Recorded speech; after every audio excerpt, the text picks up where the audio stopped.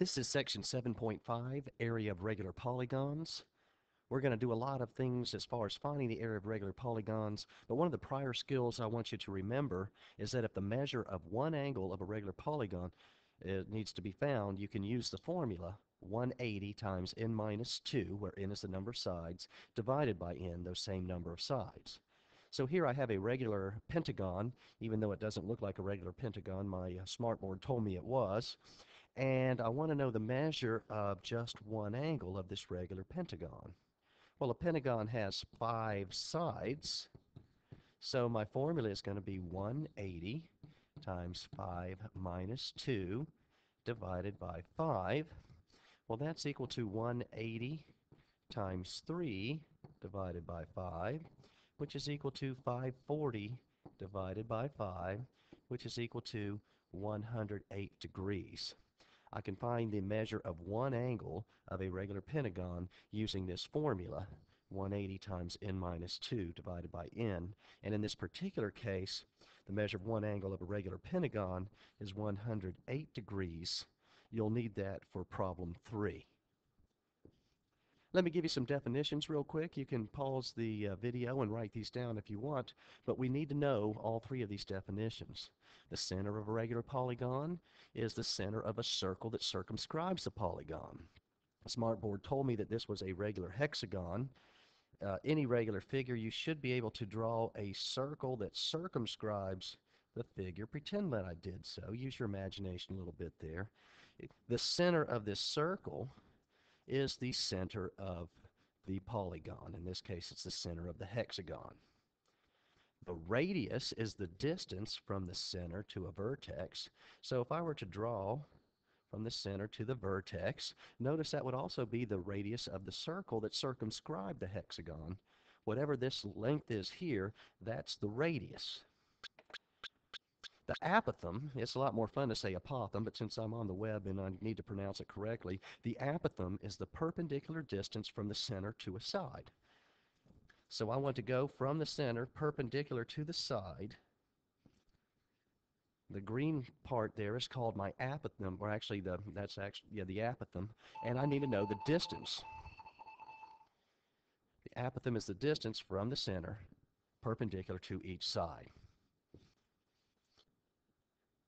Why do I care about the apothem? Because I can have a formula to find the area of a regular polygon, and that is you can find the area by taking the apothem, multiplying it by the perimeter, cut that number in half, and that will give you the area of any regular polygon. This only works for regular polygons, but it works for all of the regular figures.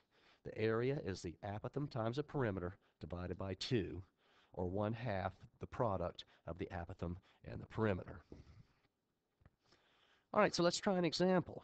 I've got a regular decagon. A decagon has 10 sides. And I need this regular decagon with a 12.3 apothem and an 8-inch side. What is the area? Well, our formula is the area is the apothem times the perimeter divided by 2. I know that the apothem is 12.3. What's the perimeter? Well, the perimeter is going to be 8 times 10. I have 10 equal sides, each of 8 inches, and so 12.3 times 80. Let's do it this so we can see what's going on. Take that number and divide it by 2. That's going to give me the area of this figure. That's the same thing as 12.3 times 40. Let's see, 12 times 40 is 48. And then 0.3 times 40 is 12 more. Let me just make sure. Bring up the old calculator. Isn't that sad? 12.3 times 40. Sure enough, 492. So the area is going to be 492. In this case, I was given units. They're inches, so 492 inches squared. I put a big but wait here. There are 3 regular polygons that if I know the side, I don't have to compute anything using the apothem. Clearly, we know that if we have a square, the area of the square is just the product of the sides. So the area, if I have a square, why do all the work unless I'm forced to by the way the question is asked? The area of a square is just going to be the product of the sides of the square, or side squared. Remember when we were going over equilateral triangles, I told you there's a formula for the area of an equilateral triangle, s squared root 3 over 4. If I have an equilateral triangle, each side is 2. Well, then the area is going to be 2 squared root 3 over 4, which is 4 root 3 over 4, which is the square root of 3. Don't have to do a whole lot with the apothem in this case. I already have a formula for it. Oops. What's that have to do with a regular hexagon? Well, here's one thing I want you to know. A regular hexagon is actually made up of 6 equilateral triangles. I'm not going to do a big proof of this. It's not very hard to do. If I draw the center and I draw all of the radii, each of these guys are going to be 60 degrees. 360 divided by 6 is 60. These angles are going to have to be the same because it's an isosceles triangle. I have actually got 6 equilateral triangles making up the hexagon. So if that's the case, and I know that the area of one is side squared root 3 divided by 4, what would the area of the regular hexagon be? It would be this number times 6. I'm going to put the 6 up in the numerator. 2 goes into 6 3 times. 2 goes into 4 2 times. And so the area of any regular hexagon is 3 times s squared times the square root of 3 divided by 2. If you want to memorize that formula, it would do you a lot of good whenever we're trying to find the area of a regular hexagon. Or if you can just even memorize this formula, get your answer and multiply it by 6 anytime you have a regular hexagon, the answer should be much easier to come by. Okay, problem 1. Solve the area of a regular pentagon with apothem 24.3 and a side length of 35.3. Pause your video and try this now.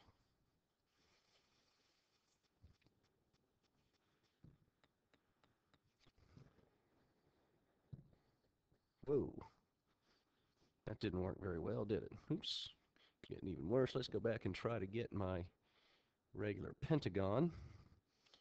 Hopefully you pause the recorder for a long time. All right, I'm just going to leave that silly circle right in there.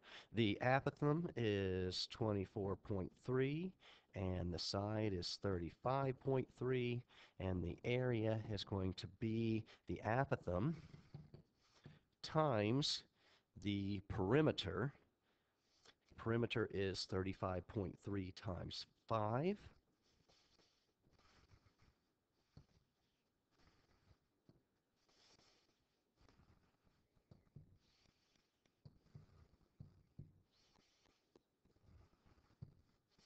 $176.5, and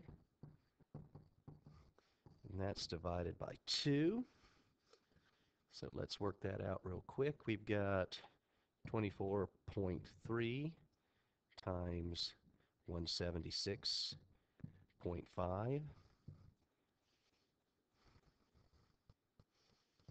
and we'll take that and cut it in half, and our answer is 2135.9. Let me double check that. 2135.9 centimeters squared. Problem 2. Stop the video and try this one. Lots of ways we could do this, and we could spend a lot of time trying to figure out what the apothem is and working the problem out, but I would not do that. I would remind myself that a regular hexagon is made up of 6 equilateral triangles, and so if I can use the formula for the area of an equilateral triangle, s squared root 3 over 4, and multiply that by 6, that will give me my answer in simplest radical form. Here we go. I'm going to have the area is equal to 3 squared, which is 9, times 6 times the square root of 3 divided by 4. Notice I just moved the 6 over here. That's where these came from. By the way, 6 over 4 is the same thing as 3 over 2. 9 times 3 times the square root of 3 is 27 times the square root of 3 divided by 2. Here's my answer in simplest radical form. Problem number 3 is a little bit trickier. Before you pause the video, let me remind you first of all that the measure of each interior angle of a regular pentagon is 108 degrees. And when I draw my apothem and then when I draw my radius, this radius actually cuts this angle into two congruent angles. It doesn't look like it because my figure doesn't really look regular, but that makes this angle be 54 degrees. Now what I'm going to have to do is I know that the area is 1/2 the apothem times the perimeter, and I know what the apothem is. What am I going to do about the perimeter? I need to find the measure of this side here. Think about how you're going to do that. Pause the video and see if you can finish. Hopefully we remember to use some trig functions. Notice I've got a 54 here. Across from the 54 is my opposite. The x, therefore, would be my adjacent. Which trig function uses the opposite and the adjacent? Why, the tangent does. So the tangent of 54 degrees is equal to my opposite over my adjacent. Remember, I can always switch these two around, and so x is going to be equal to 5 divided by the tangent of 54. Let me see what that is. So I'm going to do 5 divided by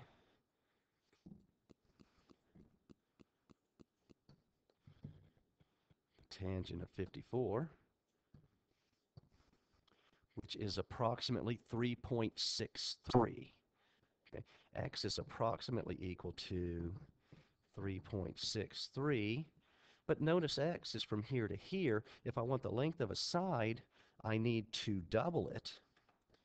But because it's a pentagon, I realize if I actually want to know the entire perimeter, double all 5 sides, really I'm just multiplying by 3, and so the perimeter is going to be approximately equal to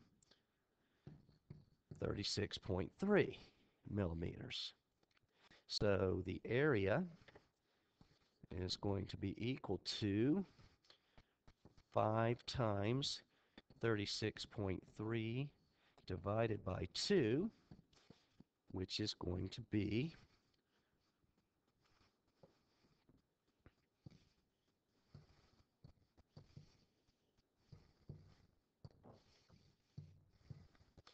90.75. The area is approximately equal to 90.75 millimeters squared.